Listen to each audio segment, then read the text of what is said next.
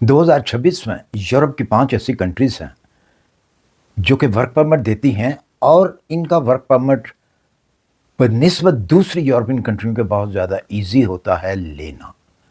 आज इस वीडियो के अंदर मैं इन कंट्रियों का नाम भी बताऊंगा, इसका प्रोसेस भी बताऊंगा और इसकी सैलरी भी बताऊंगा और साथ साथ कौन कौन सी जॉब हैं यूरोप की इन 5 कंट्रियों के अंदर। तो ये प्रोसेस समझने के लिए मैं आपको सिर्फ और सिर्फ ऑफिशियल तरीके से ही बताऊंगा ताकि आपके साथ कोई स्कैम ना हो।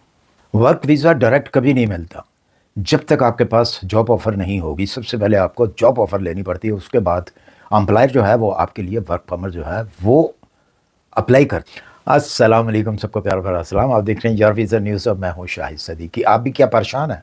आप भी यूरोप जाना चाहते हैं लेकिन कुछ समझ में नहीं आ रहा कि कहाँ जाएं, कौन सी कंट्री में जाएं, कौन सी कंट्री बेहतर रहेगी हमारे लिए, कहाँ से हमें वर्क परमिट मिलेगा, कौन सी आसान कंट्री है। तो आज मैं आपके लिए 5 ऐसी कंट्रीज़ जो है वो लेके आया हूँ जो कि आपको बनिस्बत दूसरी कंट्रियों के ईजीली आपको वर्क परमिट देती हैं।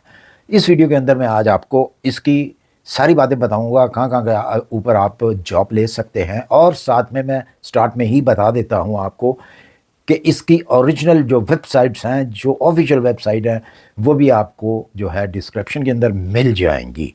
तो आइए जल्दी से चलते हैं, पहले देख लेते हैं कि कौन कौन सी कंट्री हैं और साथ साथ में ही मैं आपको बताता जाऊंगा कि इनके अंदर क्या काम है और इनकी सैलरीज जो है वो आपको कितनी मिल सकती है, कहाँ से शुरू होती है और कितना ऊपर तक ये जाती है। सबसे पहले हम बात कर लेते हैं जी, एक 5 कंट्रीज़ का मैंने कहा है कि 5 कंट्रियों ही बताऊंगा, तो हम 5वें नंबर से शुरू होकर नीचे की तरफ आते हैं। 5 नंबर पे जो कंट्री है वो है स्लोवाकिया। स्लोवाकिया जो है ये चेक रिपब्लिक के साथ लगता है। पहले ये एक ही पार्ट होता था जिसका नाम होता था चेकोस्लोवाकिया। अब स्लोवाक अलहदा हो गया है और चेक जो है वो अलहदा हो गया है, मतलब जिसको आप चेक रिपब्लिक कहते हैं। ये बिल्कुल हंगरी के साथ है, ऑस्ट्रिया के साथ है, ऑस्ट्रिया के साथ बॉर्डर भी इसका मिलता है, तो जाहिर है चेकोस्लोवाकिया के साथ भी इसका बॉर्डर जो है वो शेयर होता है। जो है यूरोप का ही एक कंट्री है, शेंगन का ही ये एक हिस्सा है और यहाँ पे जो आपको काम मिलता है, जहाँ मतलब जो डिमांड है, मैं सिर्फ डिमांड की बात करूँगा, काम तो बेशुमार होते हैं लेकिन जिन चीज़ों की डिमांड है मैं आपको वो बताऊँगा कि कौन कौन सी जो है वो सेक्टर है। फैक्ट्रीज़ जो हैं, फैक्ट्रीज़ के अंदर इनको लोग चाहिए और उसके बाद कंस्ट्रक्शन सेक्टर जो है इनका काफ़ी बड़ा है स्लोवाकिया का, तो इसके अंदर जो है इनको डिमांड है लोगों की। एवरेज सैलरी जो है इनकी 1200 से लेके 2000 तक जाती है। ठीक है जी। प्रोसेस जो है इसका पहले से ज़्यादा आसान कर दिया है और एम्प्लॉयर जो है वही आपका वर्क परमिट जो है वो अप्लाई करता है। आप इसका डायरेक्टली जो है वो नहीं ले सकते, जैसा कि मैंने पहले बताया कि डायरेक्ट आपको कोई वर्क परमिट नहीं मिलता जब तक आपका कोई एम्प्लॉयर जो है वो आपको आपका वर्क परमिट अप्लाई करता है। पहले जॉब ऑफ़र देता है, उसके बाद आपका वर्क परमिट अप्लाई करता है इमिग्रेशन को।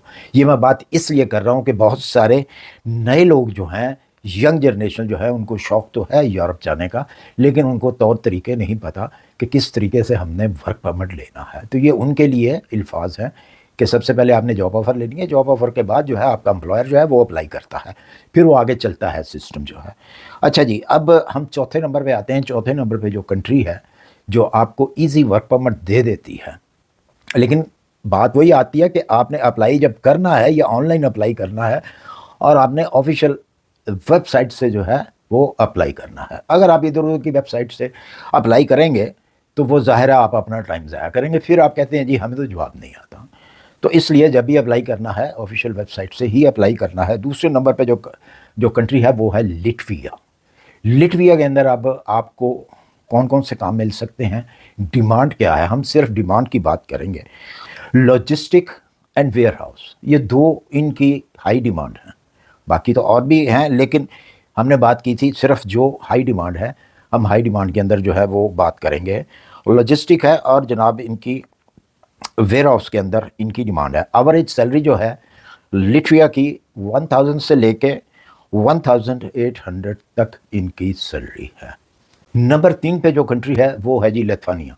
लिथुआनिया जो है बड़ी मशहूर है اور ہمیشہ ان کی ڈیمانڈ جو ہے وہ رہتی ہے، کیونکہ لتھوانیا کے اندر بہت ساری شنگن کی بڑی کنٹریز جو ہیں وہ وہاں پہ انہوں نے اپنی فیکٹریز وغیرہ جو ہے وہ شفٹ کی ہوئی ہیں، جس کی وجہ سے ان کو ہر وقت ڈیمانڈ جو ہے ٹرک ڈرائیور کی رہتی ہے. ٹرک ڈرائیور نمبر 1 پہ ہیں، ٹرک ڈرائیور کی ان کو ڈیمانڈ ہے، ویئر ہاؤس کے اندر ان کو ڈیمانڈ ہے، اور فیکٹریز وغیرہ جو نئی لگ رہی ہیں ان کے اندر ان کو لتھوانیا کو ڈیمانڈ ہے. اور اس کے ساتھ اس کی جو ایوریج سیلری ہے وہ 1200 سے لے کے 2500 یورو تک ہے. 2500 یورو جو ہے وہ ظاہر سی بات ہے ٹرک ڈرائیور کو ہی ملتی ہے، فیکٹریز کے اندر تو اتنی سیلری جو ہے وہ نہیں ملتی. اچھا جی، نمبر 2 پہ جو کنٹری ہے وہ ہے رومینیا، اور اس کی خاصیت ہے کہ یہ زیادہ تر جو ہے ایشین لوگوں کو ہائر کرتی ہے. ان کی کوشش ہوتی ہے کہ ایشین لوگ جو ہیں وہ ہمارے پاس آ کے کام کریں. ان کی جو ایوریج سیلری ہے وہ 700 سے لے کے 1500 یورو تک جاتی ہے. اور زیادہ تر یہ اگر کوئی ایسا کام آپ کو ملتا ہے تو یہ آپ کو کھانا اور اکاموڈیشن پرووائڈ کرتے ہیں زیادہ تر اکثریت میں. یہ ہمارے پاس جو نمبر 1 پہ کنٹری آتی ہے پورے یورپ کے اندر اور بڑی فیمس ہے ورک پرمٹ کے حوالے سے، جس کا نام ہے پولینڈ. پولینڈ جو ہے یہ بہت پاپولر ہے ورک پرمٹ کے حوالے سے. فراڈ بھی بہت زیادہ ہوتے ہیں، اسکیم بھی بہت زیادہ ہوتے ہیں، لیکن اس کے باوجود جو ہے یہ بڑی پاپولر ہے.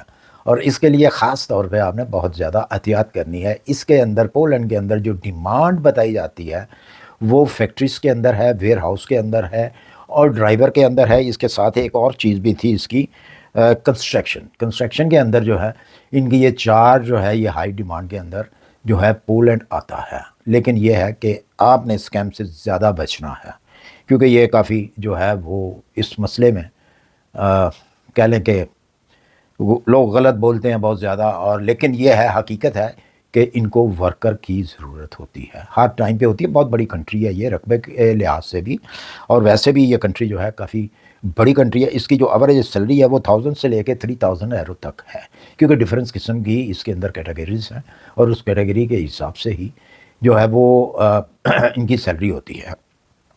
اچھا جی، اس میں امپورٹنٹ جو بات ہے وہ میں آپ کو بتا دوں، یورپ کا کوئی بھی کنٹری ڈائریکٹ ویزا نہیں دیتا. میں پھر وہی بات کر رہا ہوں جو میں نے پہلے کی تھی.